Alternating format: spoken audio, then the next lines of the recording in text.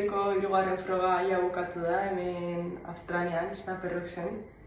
Eta egia esan da, zirkuitoko froga ikonikoetakoa da. Eta holako froga baten hain emaitzan hainkitzea postasun asko eman dit, no? Arro nago, nola konpetideten eta 3. posto honekin. Garbi dago finala nahi nura iritsi, irabazi nahi nura txapelketa, baina guain ezin izan da izan. Stefani Gilmorrek irabazi zin semifinaletan, 8 aldiz munduko txapelduna da, 6 aldiz txapelketa hori irabazio, eta etzin gauzak errex jarri.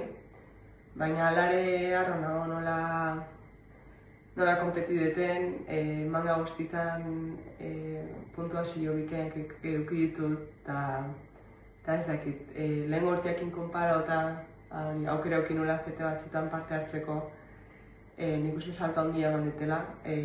Naiz eta aurtengo lehenengo bi frogetan ez dituten emaitza honak uki, beste mentalia batekin etoren naiz, eta gogo gehiokin, eta konfiantza gehiokin eregan.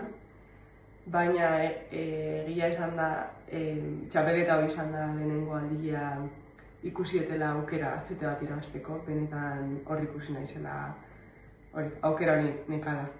Eta hori ez dakit, asko ikasi txapelketa honetan, eta konfiantzanekin ja hurrengo txapelketan joa, oraindik urtea luzea da, 3 froga ditut 12-tatik, orduan hori, oain rankingan 9. joa, eta saiatuko gara hurrengo frogak hobetzen joan, eta rankingan gora juten bai.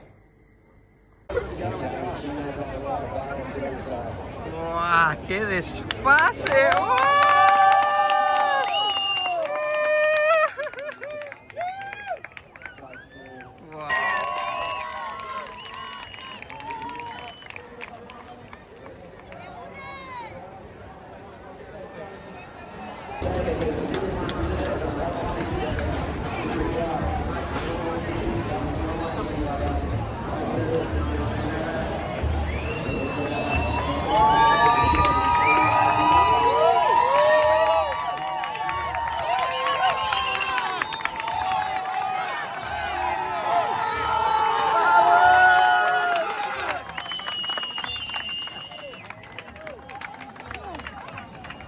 That's selfie. Sorry, mate.